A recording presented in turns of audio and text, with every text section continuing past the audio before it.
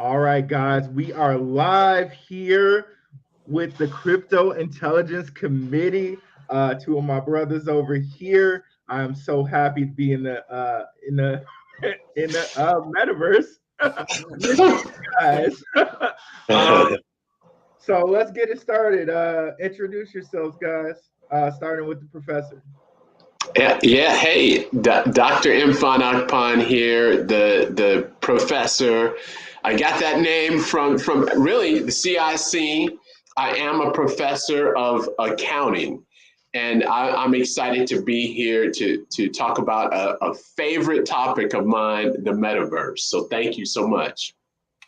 All right, behind greatness right there. This is an Underdog Research channel. I'm a digital forensic scientist, talk about technology discussions and blockchain research. Thank you for having me, BlackRue.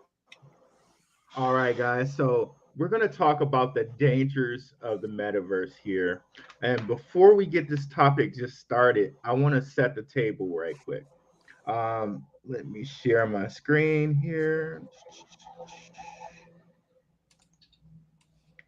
All right, y'all. It's the first time I'm using StreamYard to do this, so hopefully it goes smoothly today. All right. So shared screen. Okay, here we go. So I just want to let you guys know here. The World Economic Forum, and I'm not sure if you guys are familiar with them, but if you go on my channel, I talk frequently about the World Economic Forum, who they are, and I talk about them with a coin called LCX. And hey guys, can you guys mute in the background? Oh, okay. A little feedback. Okay, perfect.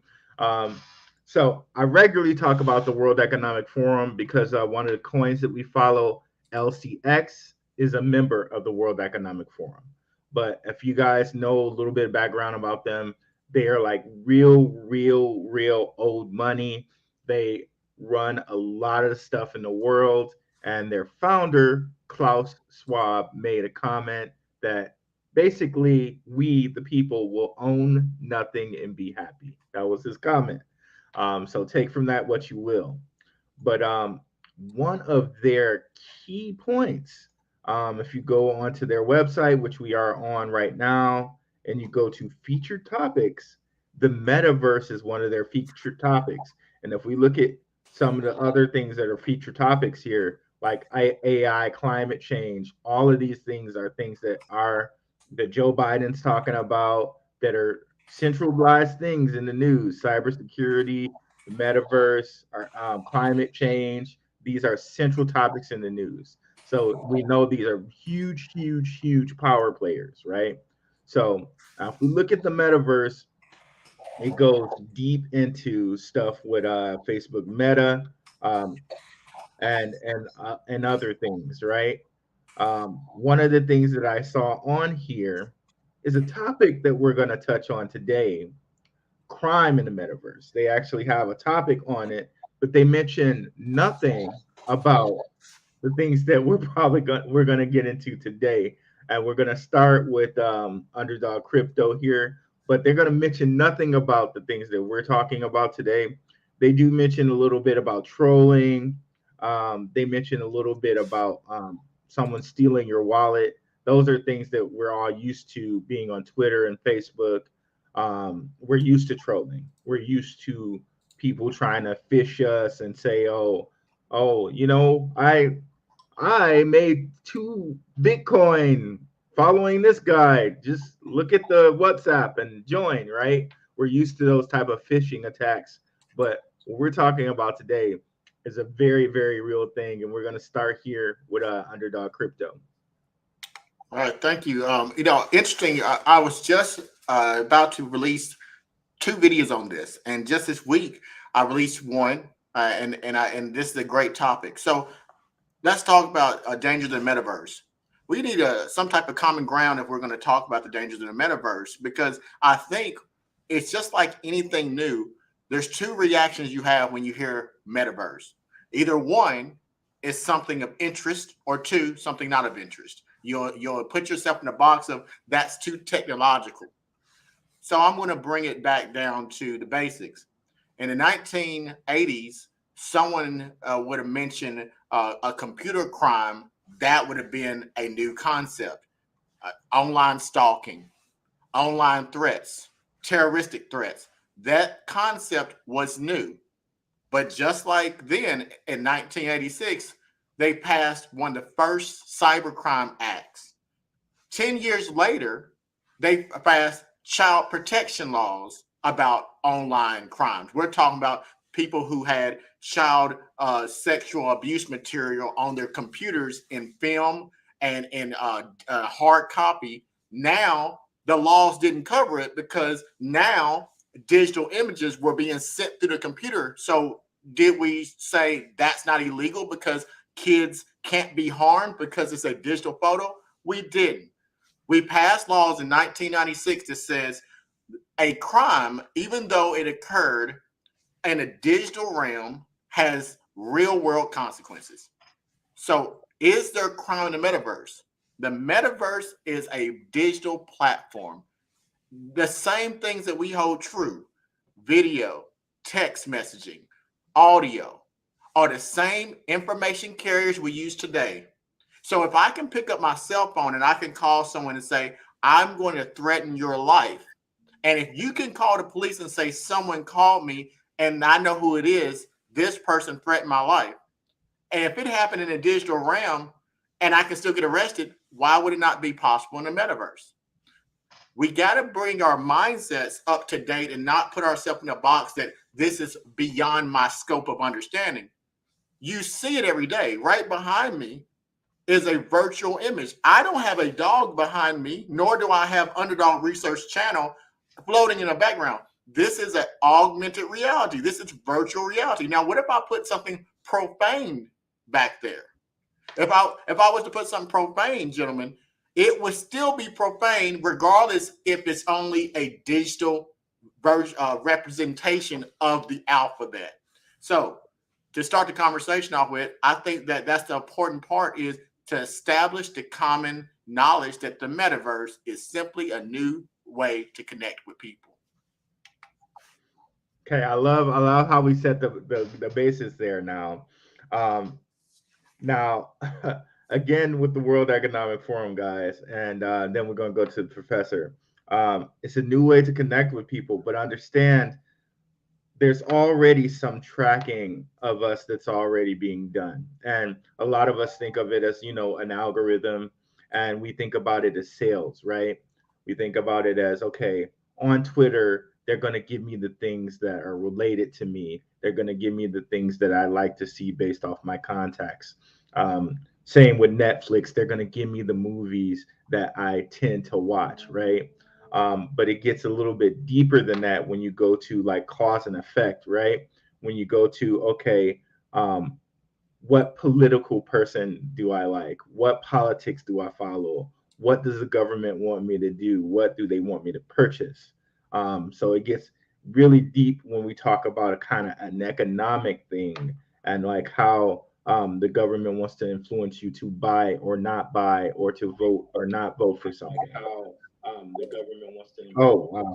I got a echo here. So Professor, can you get into a little bit of the economics of it, or anything you'd like to add on anything that's been said here? Yeah, and definitely there were some great points, especially the one about the mindset. You mentioned Netflix, and what came to mind was I think it was about a week or two ago. I was watching a movie with Kevin Hart, Mark Wahlberg, called Me Time. Good movie. And how this ties into the metaverse is, if you want to think about, because Underdog, you mentioned, our mindset, this is too technological. There's one scene in that movie that kind of tied everything in. Kevin Hart was in there, and celebrating birthday, Mark Wahlberg's character, and Kevin Hart's character was saying, he was saying, I made music, I used to be a musician, and Mark Wahlberg was a good friend. They were best friends. He said, you know what? He was an amazing musician. Not only that, he released an album. And then everybody said, wow, that's great. You made an album. Where can we get it? He said, I got it on CDs. The whole room went quiet. And then one lady, she said, how can I play a CD? And then you have to think about it when you talk about this isn't, impacting us. You think about the technology. We used to have CDs, used to have DVDs. It's streaming, right? So you think about how these things are moving and changing. It can change like that. It's already changing, but in a blink of an eye, we'll be thinking about it, and just like that. And I had to think about it. I'm like, wait a minute. If I had a CD, I can't even play it in my computer. Where would I play a CD? I have to stream. So that changes the whole dynamic. That's a plus, but also a minus, right? So that you have whole industries, whole areas, whole things that are just gone. So I think those were some really great points, especially to lay the foundation, because these things can change at the blink of the eye. The other thing I just want to throw out there is I was in a discussion about Mark Zuckerberg. We don't know. He could be another Reed Hastings with Netflix. People, Reed Hastings thought, he was, no one would imagine Blockbuster would not be here today. If you can remember Blockbuster Video, Hollywood Video, it was everywhere. Where there's no Blockbuster. So he could be moving in that direction. And the last thing I was going to say is I think it's very, very important. And Underdog, you taught me this, to kind of see both sides of it and have that dialogue. So I'm glad, Ruell, you're having this forum, because I'm all for the metaverse.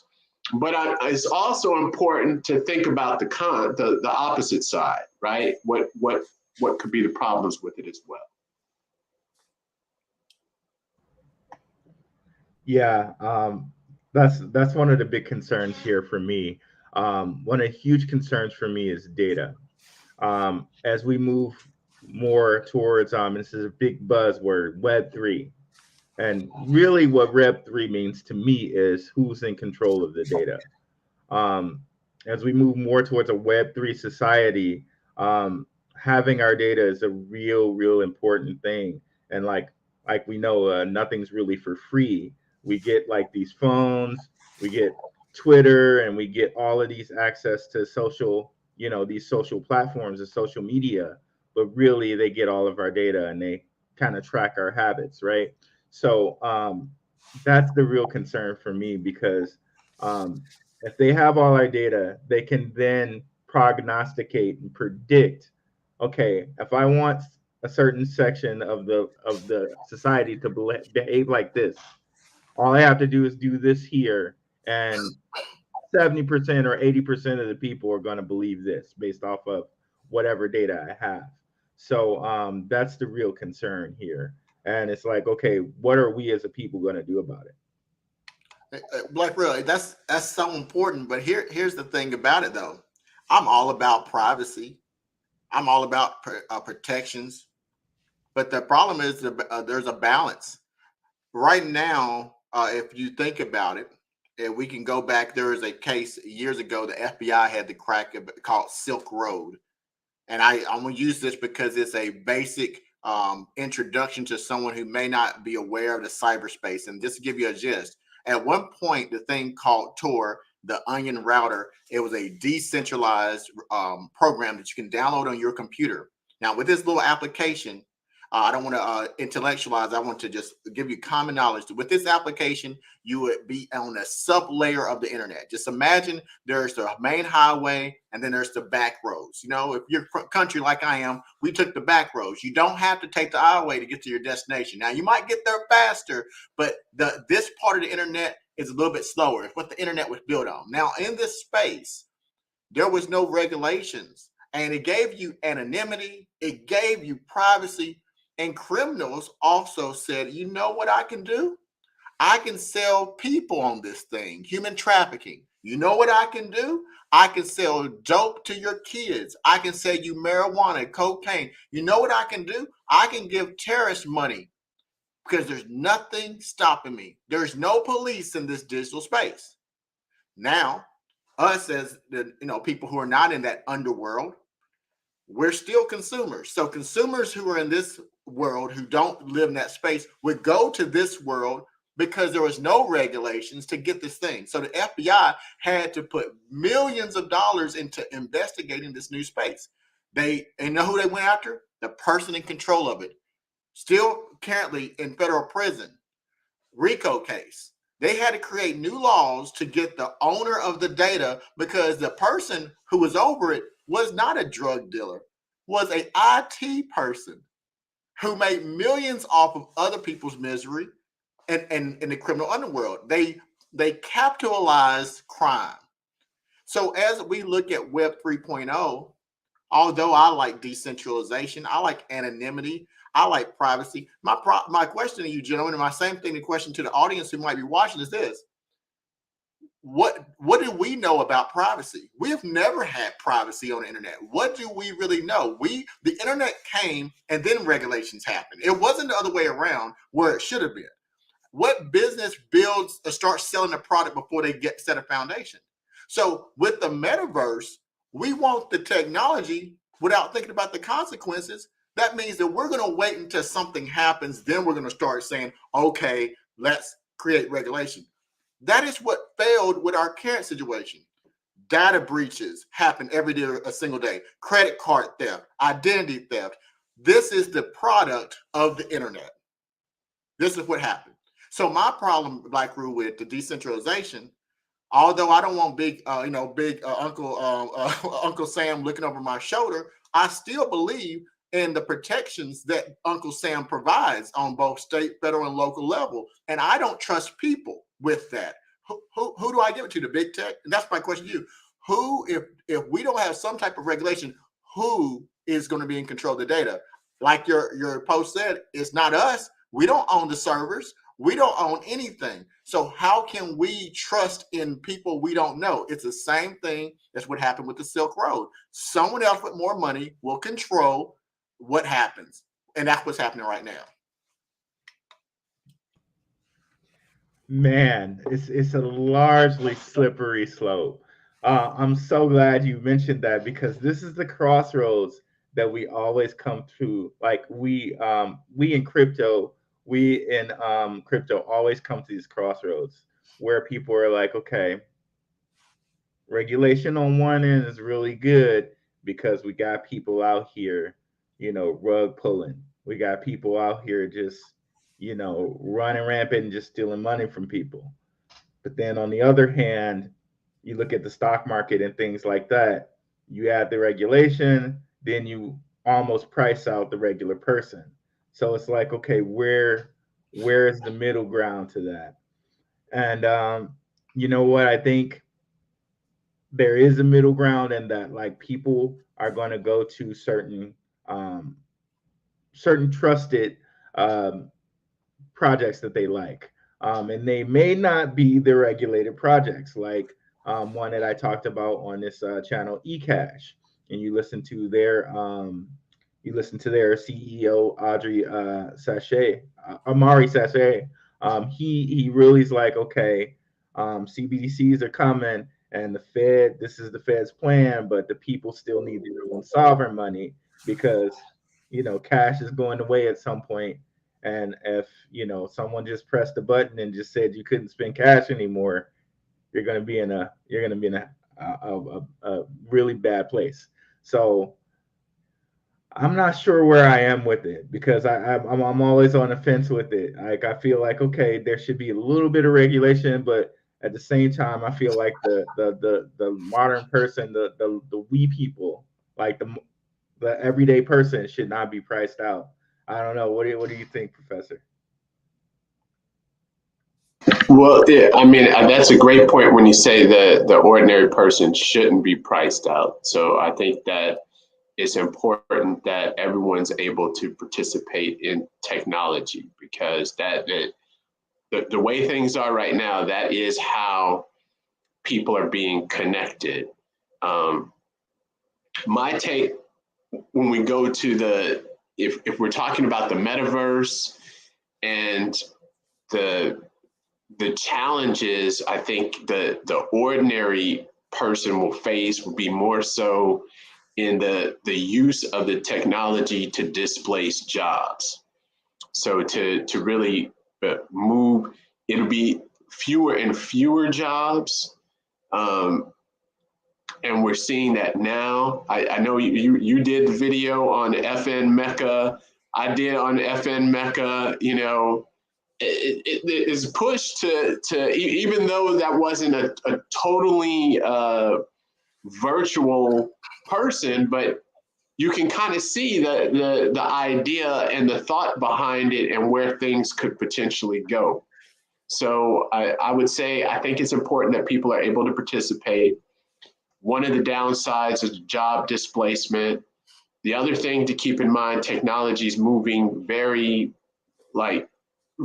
fast. One example, I was reading today, they were talking about how I think it's 86% of US grocery stores have the self-checkout, but that technology is obsolete because Walmart, they're looking to use the walkout technology, where you just walk, you just get your stuff and you walk it. You don't even have to scan it. They're following Amazon with their Amazon Go type of technology. So you got to think about that. It eliminates cashiers. You don't have people working there. You may have somebody monitoring, but they're not a cashier anymore. So I think that's one of the things that we need to think about: job displacement and of course participation. But I think the biggest thing is the job displacement that is moving forward. You brought up a topic that is very, very triggering for me. That F in Mecca. Boy, oh boy. For anyone who doesn't have any background on that, they made basically a virtual rapper. And they gave him, like, there were writers behind him. He's literally a rapper that's 100% controllable. And the thing that really got me was they had a picture of him being beaten by the police. That picture was really upsetting to me because it's a purposely triggering thing. And you can say that, okay, on one token, okay, they're trying to sell records, they're trying to get people like really involved, right? So, okay, that sells, that's controversy. But then on the other hand, you can say, okay, that's purposely divisive to people. One person's gonna look at it and say, oh, you know, you got these rappers out here doing this, doing that. Then another person's gonna be like, Blue Lives Matter, and another person's gonna be like, Black Lives Matter. And I feel like, as people, all of us, like, this is a tactic that is always done to keep us divided, because the only thing that we have on elites is population. It's more of us. That's the only thing we got. And as long as we're divided, okay, we can never get anything done. And then all the type of laws, all the type of things that the up top people want to do, they can do, because we can never agree enough to either vote or rebel against it. That's my thing. And I think FM Mecca is like a case study in like how we are constantly divided by public, and how they know they have data records on this. They know that police brutality is something that we as a people, Black people, are upset about. They know that's something that people who, you know, other cultures are upset about. They know that's a divisive topic. And those are the things that really bother me about like the metaverse and what could happen with the metaverse. What could happen is with the metaverse, if we have these virtual people, they can direct the society into its own civil war. That's personally how I feel. And since we have a lot of trust, and we put a lot of trust in the government, we put a lot of trust and reporters. We put a lot of trust in the news, and they use that to divide us. I don't know, guys. What do you think? So I'm invited at the bit. I want to get in here to talk with you guys. Look, the conversation that BlackRue has humbly asked the Dr. Imran Akpan and myself to be here about is the problems with the metaverse, or I think what's the exact title? Dangers of the metaverse. So you're about to witness right now. We're gonna have some division because I think division is okay. We can be divided. I came up from the 80s, so I didn't actually the 70s, but the late 70s, and I didn't come up where everybody gets a trophy. So I'm gonna go with BlackRue. We're gonna have a different opinion. I'm going to talk about two things. One, Dr. Akpan discussed one thing he said, and I'm going to bring it back. He said, I want to talk about that, about job displacement and technology. And then I'm going to move into the FM Mecca. Now, I'll be honest, I never paid much attention to it. I saw the social media giving little bits about FM Mecca. So while BlackRue was talking about that, I did a quick search and I saw this. So here's the first thing I'm going to say against BlackRue, and I want to have this dialogue on purpose. I don't believe that we should give artificial intelligence, because FM Mecca is a program built off artificial intelligence. And that's one of the areas that I'm in that I talk about. Artificial intelligence is not smart. That is the movies. That's the Arnold Schwarzenegger. Artificial intelligence does things repetitively over and over again, trying to mimic what it sees. If you put bad data in artificial intelligence, you get bad data out. That's the basics of databases. So the AI, and I'm looking at it now, when they're getting beat by the police or these words, this is not the first time it's happened. If you remember, they had an artificial intelligence that was writing paragraphs and letters, and it's called Jasmine. And that's a Jasmine, and it started to say a lot of racial epithets. You know why it said it? Because during the time this was released was during the campaign year. You know what was happening during the campaign year? People were saying those things in posts, and it did scraping across the web. So all we see with artificial intelligence is a ugly reflection of what we really say in those posts, what we are really saying. It has no concept of what is good or bad. It is not smart. Now, I don't have a problem with the FN rapper if it had scenes and it might be triggering. But you know what the reality is? Is it more triggering that it's reflecting what the world is talking about or thinking? Is that what's triggering for it? It didn't do it. It didn't on its own say, you know what I'm going to do? I'm going to create this thing and I'm going to show police brutality. I bet if we Google police brutality, there's so many searches in the algorithm that it reflected exactly what the World Wide Web showed us. So to me, for FM Mecca, a rapper, FM Mecca, the rapper, it doesn't matter to me what it says. It's just a true version of its interpretation of what we as people and our biases put into it. I don't blame technology.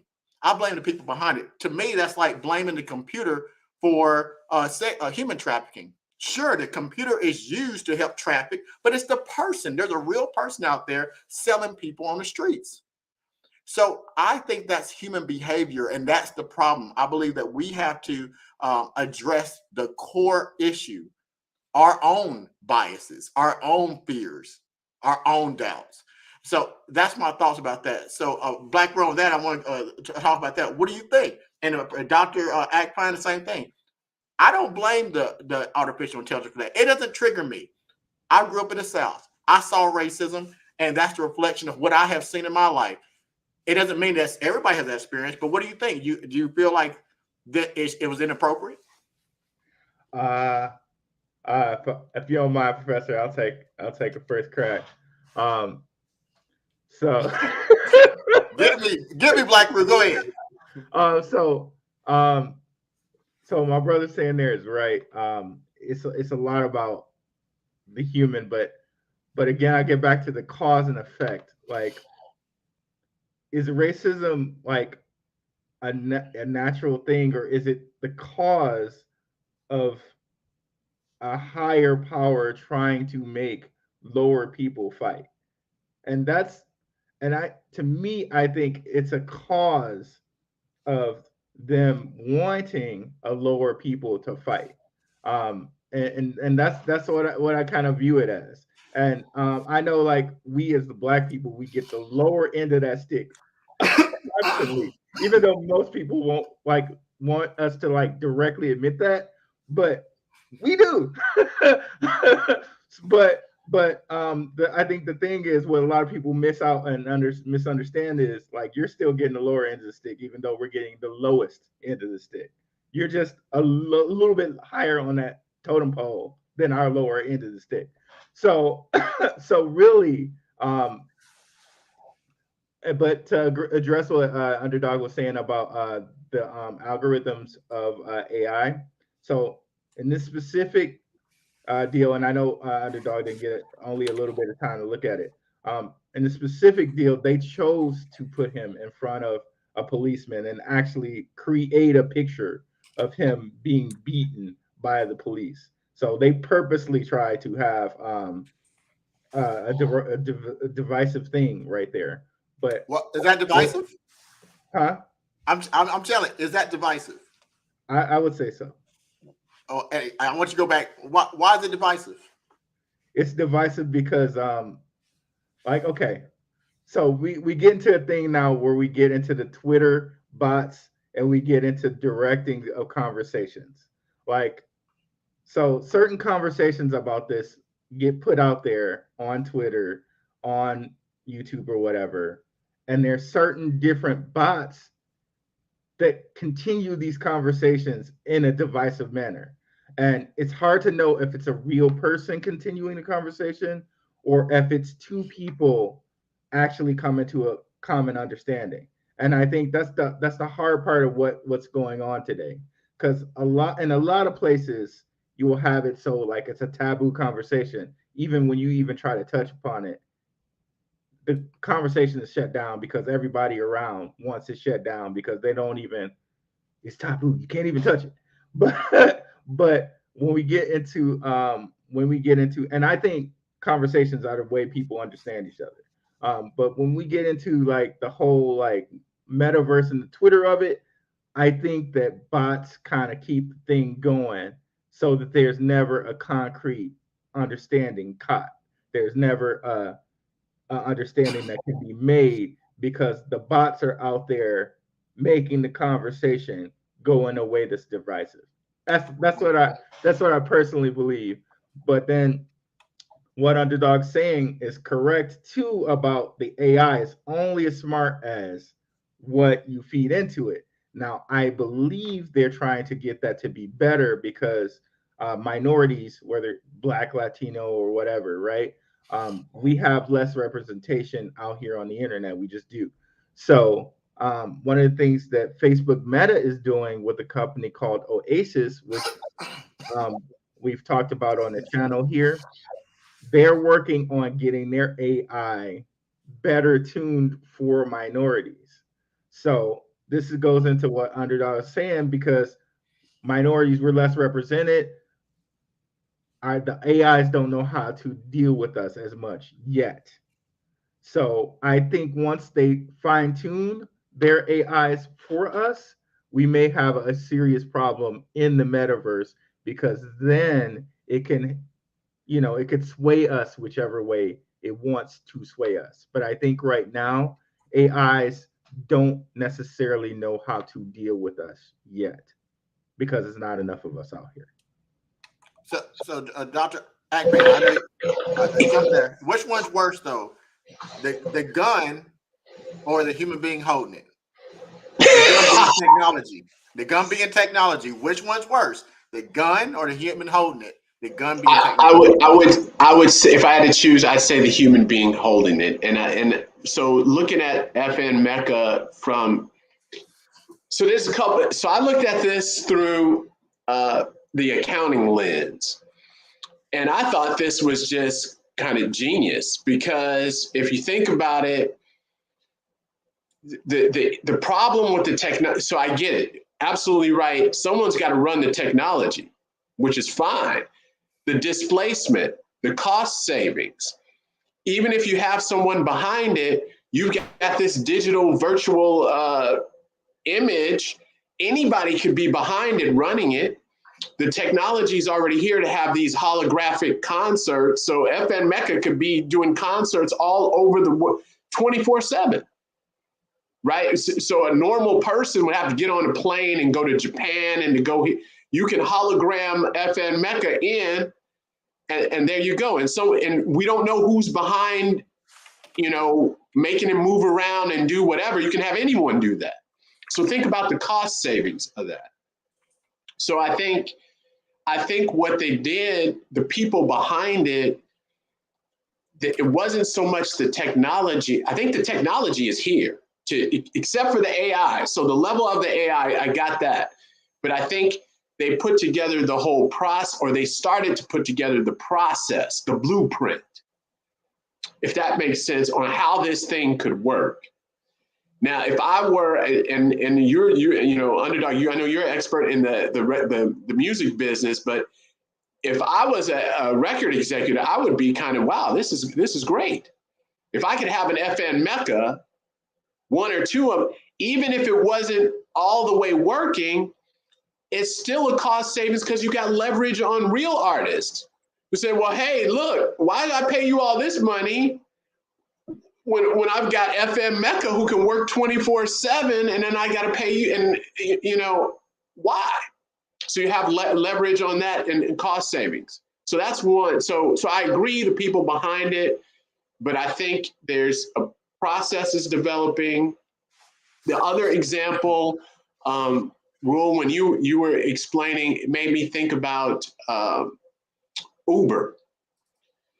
So the big push for driverless cars, the big push came from Travis Kalanick, the CEO of Uber. And he even met with Elon Musk and was like, listen, man, if you can make me a fleet of driverless, I'll buy them all. Why? Because you get rid of the drivers. That's the biggest expense, right? How will that work? Incrementally, like we're moving closer and closer to the technology, right? Get in there. But they want it because they want to eliminate the biggest expense, the driver. And if you have a driverless car, you can run it all day, all night. Right now, I know in Chicago, there's a 10-hour driving. I think it's a 10-hour driving limit or something like that. You have a driverless car, or you pay someone to sit in there to monitor it, and they can drive 24/7. So, I think these are a lot of the things that are behind this. So it would be, to answer your question, Underdog, the human being behind it, because they want to save some money or make money. So they want to make money. You're right. Look, I come. What if you're biblical? I didn't come to bring peace, but the sword. so BlackRue and Dr. Ankpan, much respect, and I'm gonna have to disagree. And the reason I don't want us to always agree. I want us to have those difference of opinions. And here's the thing about it. Going now, transitioning a little bit from FM Mecca, I think that's a great discussion, and we could talk about that another day. That's a great discussion. But let's talk about what you said: displacement of jobs. And when President Obama was running for office, they tried to set him up. He went to one of these places. I don't know, it was Ohio, but one of these areas where there was very much industry. And they someone stood up in the crowd. And you go Google it. President Obama addressed by industry worker. It says, President Obama, they shut down the factory. What are you going to do to bring back jobs to this area? And he looked at that man. He says, absolutely nothing. The fact is, technology of today has made that particular job obsolete. What I'm going to do, and also the Biden administration echoed that because similar thing happened to him. What I'm going to do is, over the course of my tenure as the president, is to put more money into retraining you to do different jobs in the current market, because those jobs are not coming back. I could lie to you to tell you that change is not going to come, but better yet, let me prepare you for what's happening. He got a lot of flack for that. Go ahead. I was going to jump in. True, technology is changing, so jobs are changing, but also efficiency is changing. So then there'd be fewer jobs. And what I mean by that is you're right, technology is replacing jobs, but now because of technology, it's not one person might be able to be as productive as 5 people. So now you don't need 4 people.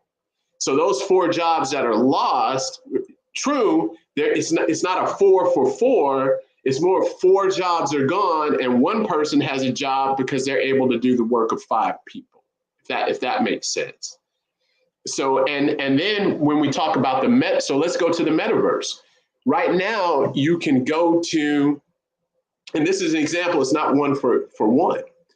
You can go to Verbella Frames. I'm a big fan of Verbella Frames. They have their enterprise business, which is a virtual office space, right? So instead of you doing your meetings, your work, that your employees can just come into virtual rooms, virtual offices. You don't need a physical office space. Great. That's amazing. Okay. You may have employees who have to relearn or retrain to use the virtual technology. But what about the people who maintain that building? So you've got staff, people who clean the building. You've got plumbers. You've got window washers. You have also people who now you don't need supplies because everything's virtual. It's in this platform. Right? You don't need supplies, you don't need lights, you don't need anything else. So not only you have to think about those individual workers for that business, but what about those workers who support them? Okay, great.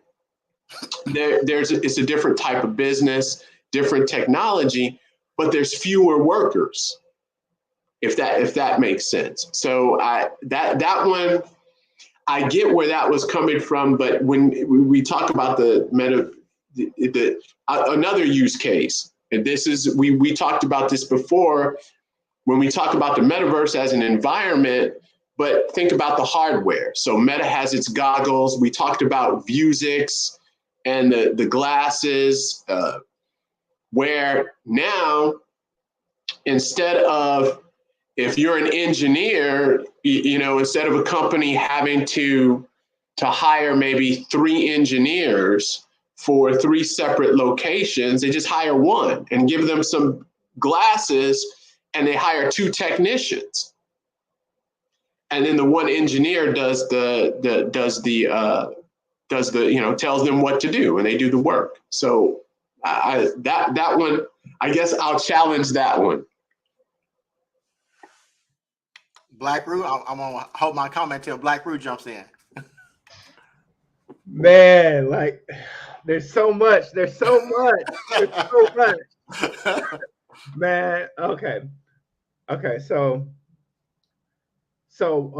my thing is this data. Okay. Well, let's go on the jobs first. Let's go on jobs first. Many jobs are going to be obsolete as we head into the new world, right? That's just how things go. Like at one point, everybody was farmers, and now people aren't farmers. People are working with like programming and whatnot, right?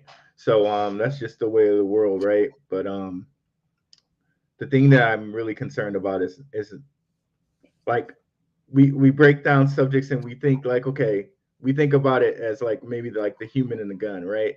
Like, is it the human's fault or is it the gun's fault? But as we know now with like shadow banning and stuff like that, there are other ways to kind of like skin that cat, if you know what I mean. Like, okay, is it the human or the gun? But if I influence the human to go pick up the gun, I'm out of the equation. So you think it's that human, but really it was me.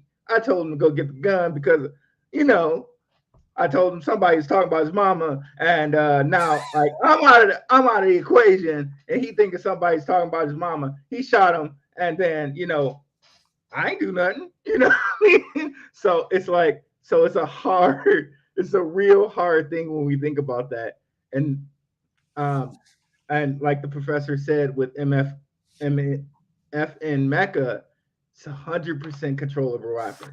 Not to pay him. All you have to do is have some skilled and talented writers, and that guy is now an influencer. That's so scary to me because now that guy is going to be influencing kids.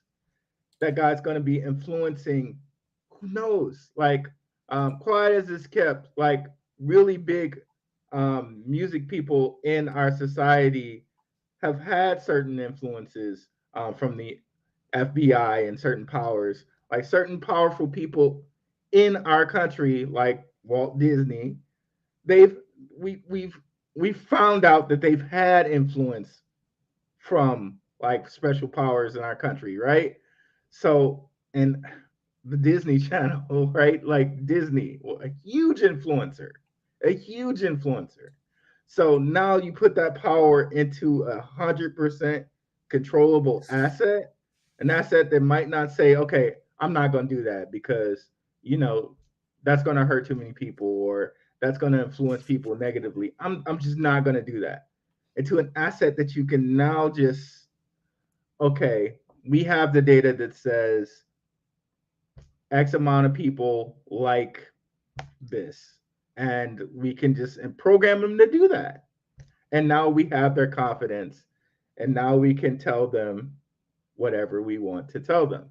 Um, that's really scary to me. I don't know what you guys think about that, but that's hugely scary to me because you know, I got kids, you know what I mean? So it's like, oh my gosh, what's going to be influencing them? I can train them and I can tell them, you know, I can parent them as much as I want, but outside forces are going to be out there. You know what I mean?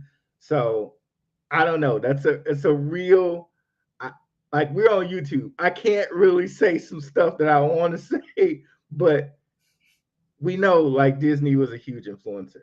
Now you give this blank check influencer now the power to control things. That's really scary to me. I don't know what do you guys think?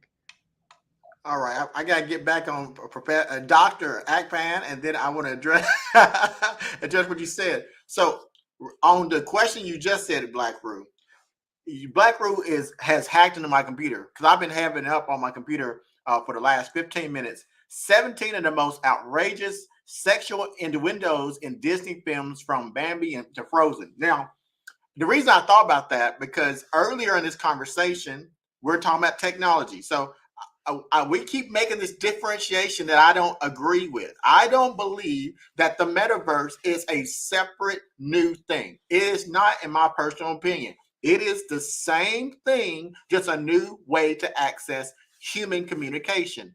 That's all it is. I've been in the metaverse. I played in crypto voxels. I talk about that in my video. So now going into that, to say that. So for AI, and I get it, I'm going to make AI a weapon for the purposes of this conversation. AI, artificial intelligence, you feed it in data, and it gives you back out, and it can be controlled. Well, BlackRue, what is the difference between CNN then Fox News? We don't own those, and we have no choices but to listen to the far right, the radical left. That's all you hear right now. We're in a Right. system that has a three-party system: Democrat, Republican, and independents. People forget there's an independent party. The last independent president was George Washington. Now, if you can't tell me we're not being influenced right now, then what is? So would they use social media right now, influenced by people who have money? You just said it. You proved one point. You said, I can't say what I want to say on a platform that is technology because you know the consequences. I can tell you right now, there's so many controversial things that a lot of us keep our mouth shut about because the repercussions we'll get in our jobs and our communities are so devastating. We keep silent and still think the same things we're thinking. We just go along with the crowd. And I don't even need to say what those things are, but we all know that people don't all agree in kumbaya. So bringing it back to the technology of the metaverse and the title of this, Dangers of the Metaverse. Here's the dangers. Absolutely, social media has been used to be weaponized. My thesis in my graduate program was the weaponization of disinformation. Disinformation is the greatest threat. It's the dirty bomb that we never imagined until we see it used on us every day. It radicalizes people. It causes division. We had the same thing happen during the George Floyd protest. I was one of the only people that I knew of who was doing a series called Auditing the Message. I gave digital forensic examination of all these things. Jacob Blake, George Floyd. I had no opinion. I would go in, show you an examination that the police would do, and present it to you to make your decision based on the technology that captured it. What we found was that during George Floyd, you had white supremacists dressing up like Black Lives Matter, going and breaking out windows. And then they put out there, look at what the Black Lives Matter was. January 6th, we got them still saying Antifa and Black Lives Matter. And even though we know the truth, people still say the same thing using technology and social media. It's not, the problem is, it's not the social media. It's not the platforms. It's the people who continue to use the disinformation. No matter what we get as we advance in this technological place, we will always use it nefariously because we're human. We're flawed. And as long as we have flaws as humans, it doesn't matter what we do. Laws are only created for law-abiding citizens. Criminals don't pay attention to the laws. So it doesn't really matter what we want or what we think about. Only people who are doing the law-abiding thing with the technology are people who are already psychologically willing to adhere to social norms of our society and communities. So therefore, my statement is, I don't believe that it matters about the dangers of the metaverse. What matters is we need to, as a community and society, find ways to create what is wrong and what is not wrong in our social society. I should be able to say, and I'm not going to do it, but I should be able to say to you, BlackRue, I disagree with what you say. And you should be able to say, I disagree with what you say. And that should be okay. We shouldn't have to worry about what we say on this internet and be taken down unless it doesn't adhere to our societal norms that we have established, such as racial epithets that could cause loss of life, death, or undue due process against the laws that we set. What's good in the United States may be different in the Middle East. We need to quit policing other people's stuff and stick with our own stuff, because that's the problem. We are trying to dictate what we believe is a norm in every single community, and we can't do it. Now, I'm not going to go too far because this is not the platform for this, but we got to remember, we continue to enforce our own belief systems on other people, and we want to do so without any backlash. Well, I'll tell you what thing. I believe in my God just as strongly as somebody in another country believes in their God. I'm willing to die for my God just as much as somebody's willing to die for their God. So we might need to get out of using these technological platforms to enforce our opinions. Going off of that to the metaverse, the topic about efficiency. Now, Professor, excuse me, Doctor, I love it. Congratulations, by the way. my only point to that, Dr. Akpan, if it wasn't for, I understand the efficiency part. You're absolutely right. As technology advances, it creates more efficiency. That efficiency creates less need for humans. And that's what saved us from slavery. It was an economic thing. The cotton gin was the greatest technological thing for us. The North did not care about one black face. They didn't care about one black face. It was not as economically necessary to use slavery because you had to feed them like cattle. That's us. You had to give them housing, shelter. That cost money. The cotton gin changed the whole navigation of our rights as humans. We were 1/3 of a person. So for me, when I look at technology, just like now, I understand that was a extreme version I used, by the way, slavery to now, and I wasn't trying to box that in. But my point is, there's going to be more efficiency, but like BlackRue said, and like you said, it's not going to be all at once. Therefore, we have time as we age. People are going to age out of being in the market, and those other individuals who may lose when one person can do 5 jobs. Now you got 4 people out of work. Over time, those people can be retrained to do something else. Maybe that's even maintaining the machinery that's computerized. I don't have a solution. I don't think that deep. But so that's my 2 points. Go ahead. I was gonna I get that point. I would challenge that point about the time. So there's something called the 10-10 rule, which did apply. So what I'm challenging is, I would say that was true. However, it's not true now. And the reason, so the 10-10 rule says at one point it took 10 years to develop technology and then 10 years for it to be widely adopted. So you have black and white TV, color, 10 years to develop color TV, 10 years before everyone adopted it. And if you consider a generation as 20, like you were saying, a generation is 20 years, so then you've got a generation. You're shifting in a generation. But the time frame of where technology is already, it's already moved ahead. The personal example, when I came out with that, when I wrote the book, The Hitchhiker's Guide to Virtual Reality, I was talking about the Oculus, I was talking about technology, but by the time it came out, the stuff that I'm talking about in the book, I won't say it's outdated, but it was dated, because we got web with, there's spatial, there's all of these other platforms that came up within the span of a year and a half, two years.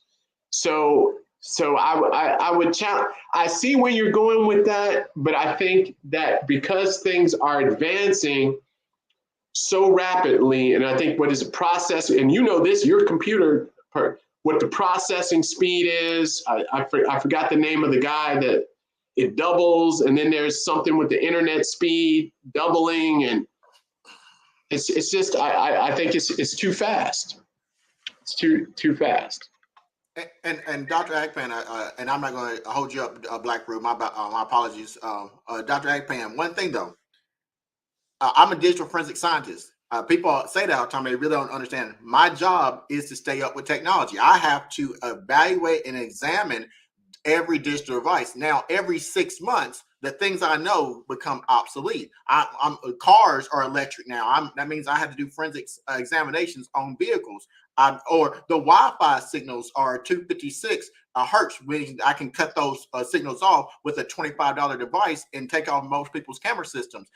It's a constant thing. But what's the solution? I don't think that's going to change. I believe that the time that 10-10 rule makes sense. But here's the thing.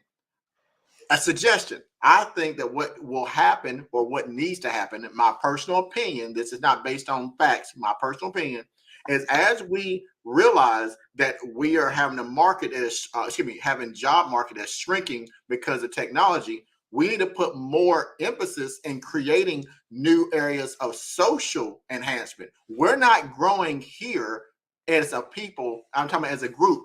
We're growing technologically. We got too many homeless. Why is there no organizations that are really better organizations that help our homeless? They just came out with the PACT Act. I'm a veteran. That thing just came out. You see Camp Lejeune? I went to Camp Lejeune. That's just now happened. That happened back in the 1950s, 86. But we send billions overseas to Ukraine. Now, here's the thing about it. We need to now shift to make it cool again, to create infrastructure in the United States that deals with social issues, drugs, and not talking about from the prosecution standpoint, from the privatization of those drugs that cause people to get in this cycle, who go to privatized prisons. So my point is this: I don't think we'll ever catch up, nor will we stop the diminishment of jobs or the loss of jobs, because technology and evolution demands that change happens. What I do think that we should do is start to put more emphasis on our educators, pay them more, start putting less emphasis on our celebrities.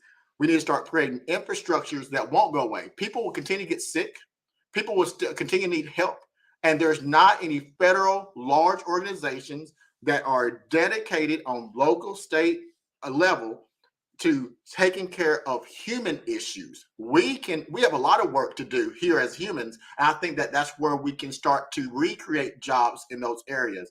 I just feel like we just need to shift the needle a little bit and shift our focus from technology to start getting back to the human structure to address those things that BlackRue brought up, is racism, misuse of technology, people who are not represented. There's so many issues out there, and I feel like that's the solution to the problem. Okay, guys. So let's flash forward a little bit. Now, let's say we got a good, healthy metaverse here. And I agree with my brother Underdog there. The metaverse is like, and shout out to Reggie Middleton, father of DeFi. Shout out to gentleman of crypto. He said like the metaverse is the internet, and like pretty much, yeah, you can view the metaverse as being the internet. But let's say now we have a healthy metaverse, and they've kind of already got our kids there with Fortnite and all this other stuff. Now we got people working in the metaverse. We got people like taking meetings in the metaverse. They're throwing metaverse concerts, and the metaverse has a lot of activity now. Now, how do we deal with things like crime? And I definitely suggest you guys go over to Underdog Crypto, Underdog Research Channel, and check out his video on can you die in the metaverse?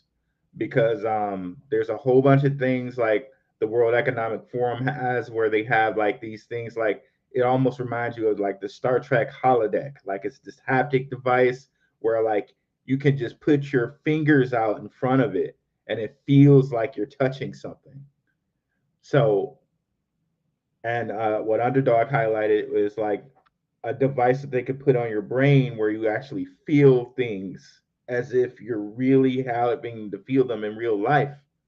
Now, what happens now if someone like and I don't know if you guys ever saw the series, the TV series Westworld, but basically that whole TV series goes into people getting their kicks in this imaginary like universe where they're like AI bots and humans will go and they will go kill the bots because this is like an imaginary world where you can kind of just do whatever you want.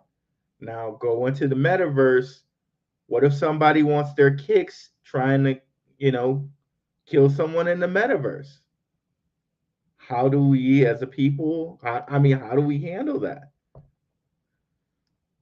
Um, that's a good point, and uh, from what I've seen firsthand, uh, dealing as a way to help prevent assault or what do they call that? Anxiety, where people are too close to you, with in your avatar. If you're familiar with Microsoft Altspace VR, they have a space bubble. So you can automatically, you put on kind of a bubble around yourself so other avatars, they can't touch you and they can't come too close. They can only come within a certain distance. So you can put on this they call it, was it space bubble, to address that. So you can't go and touch someone or go too close to someone. So I think, yeah, that's a, I think those things are going to increase. Underdog. No, absolutely, Professor. I think so. As soon as our conversation stops, I'm gonna release 2 videos over the course of the week. Immediately, I'm gonna release one that talks about a particular incident in the metaverse of a very serious crime. So I'm so glad that you brought that up. Now, again, I say I'm not saying my name, digital forensic scientist, because I'm just want to hear myself speak. I'm saying it because that's our jobs. Our jobs are to acquire data forensically to identify, locate when someone has a cyber attack. We come after the attack, not beforehand. I'm not a pen tester. I find you after you have already done your work. That's what they use. Now, how do you combat that? Because what the professor said is that's one tool. So he gave you a tool, a bubble. But here's the thing about it. I do know that there's going to be more increased, I'm going to use a word, serial killers using the metaverse. And this is why. Right now, if we look at predatory behavior, right, we think about the person standing outside and who follows the young lady or man while they go on runs, watch from the bushes, because that's what we've been trained. Stranger danger. Always the guy with the trench coat and the beard. Stranger danger is not that anymore. Here's the new stranger danger. The stranger danger of today is to put a young lady who might be very attractive on the side of the road, and you go to help her, and you get knocked on the side of the head and put on the back of a car, and they call your family up and ask for ransom money, either real or fake. Stranger danger today is the school that you look at online. It looks perfect, and you're overseas and you need childcare for a day, and it's really a hostel, and they take your child, and you thought it was a safe place, and when you go to look for it, the place doesn't exist. All using digital means. And the stranger danger of tomorrow are predators who prey on loss of life, who can obfuscate their identity using VPNs, proxy IDs, and other means to lure you in and then find you, harm you, because they have enough technology, know how to stay forensically off the radar, and continue to kill, making no evidence that they were there in the real world. Now, it's not hard, it's reality. That's what's happening now. And so I think some of the things that we have to do to protect ourselves is not talking about the future, it's about now. Start to look at how we can increase our, we call it financial literacy when it comes to finances, our technology literacy when it comes to obfuscating our information. Yesterday, someone asked me a question, a colleague of mine. They said they was making a joke. They're like, "Hey, how many emails you have?" I say 100. They said 100. I said I have 100 emails. How many phone numbers you have? I said over 100. They said you're strange. I said no, I'm not. I said look me up online, see if you can find me. You'll find what I want you to see, because that's how you out navigate on the cyber realm. I put a lot of information out there. Some information is true, some information not. You have to adapt. I don't want to always be discovered or known or what I'm doing. Why should I? But people don't know how to navigate. We look at it, even when you say it, what are you doing illegal? You don't have to do anything legal. Why do I want my data breached? Why do I want my credit card information out there? I do what I need to do to stay safe online. So I think as we move into metaverse, we need to learn how to navigate our computer system now. So it's easier once you have an avatar and someone says to you, hey, what digital footprint does your avatar leave behind? What platforms you have? I know that you said Oculus earlier. I know Oculus has to be still hooked up into a Web 2.0 machine. It doesn't matter where you're at in the metaverse. As long as you have an ISP, an internet service provider, I can find you, because you have to connect at this point to something that is still old. And as long as you got connection to something old, Wi-Fi, Bluetooth, you're still at risk. And that's something you can learn now, is how to better protect yourself on the current internet, so that as we move forward in 5 years, you'll be ready for the change.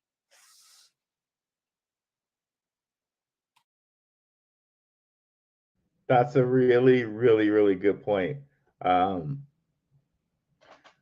that's a really good point, because a lot of us, we really don't think about it right now, about, okay, if our information's out here, like, who's looking at it, who's trying to take advantage of it, who's trying to possibly, manipulate us, right?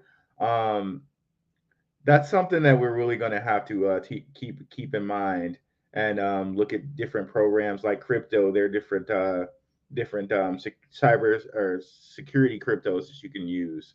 Um, I don't know. What do you think, Professor?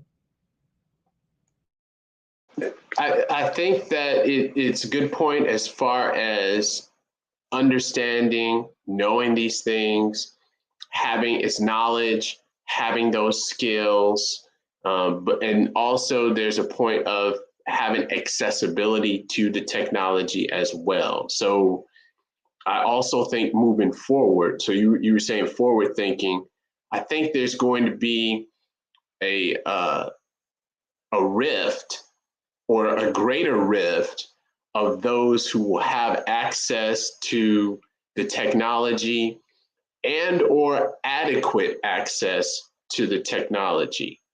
So either due to infrastructure or economic, so affordability, they may not have the money because you need to get into the metaverse or any of that, you need the internet, right? So, and you're going to need higher and higher speed of internet as we move forward. So I think those will be challenges with that. But I think definitely understanding it, but that takes the whole skill. So you've got to have the knowledge and the information to find those things out. So, Professor, you really touched on some good things there. As we're moving forward, crypto is moving to phones.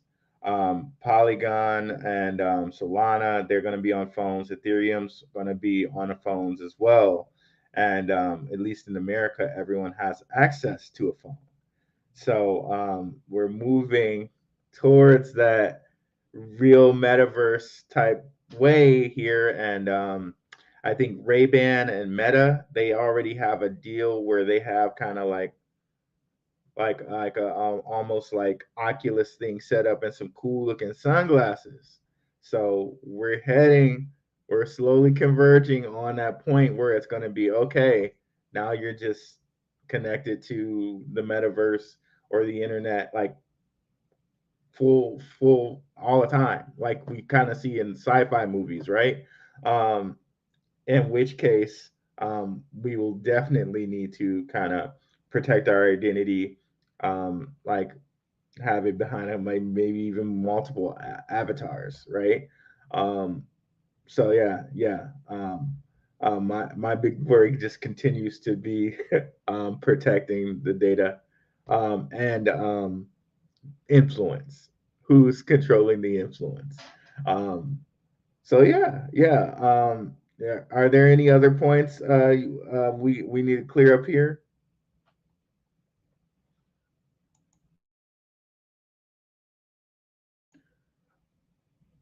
Underdog, you're on mute.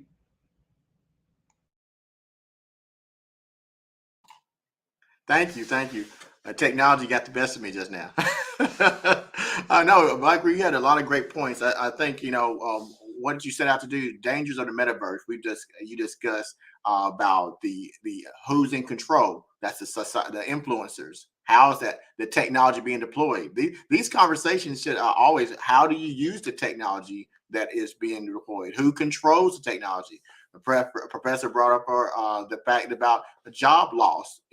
That's going to be an issue. And then we talked about the pros and cons. So I think that is we covered a lot of great things today. So I'm happy that you open this conversation up.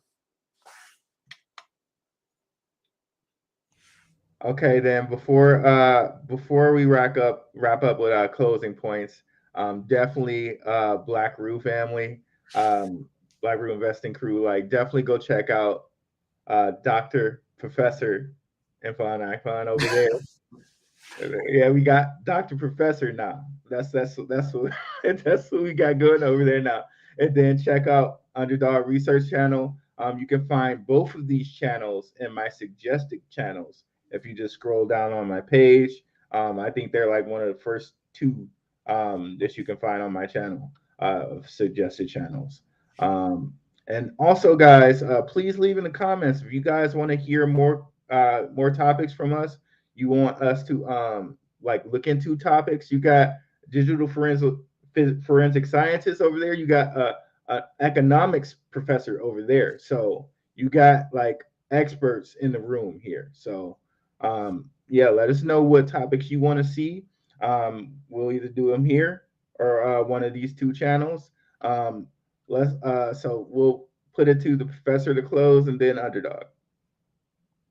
Yeah, I just want to thank everybody, and this has been great to share these ideas with some great minds, on the topic. And it's important, I think, to have the dialogue from different sides. I am 1,000% for the metaverse, so I'm the champion for the metaverse. But this was really good because it gives you a chance to step back. Because a lot of my time, I'm just talking about, oh, it's so good, it's so great, it's so good, it's so great. But then now I have to think about, well, wait a minute, you know, what could be some of the downsides? And then to have be in the room. Well, I say in the room in this stream with two brilliant people and minds coming at it from different areas, and then challenging you. So then you have to think.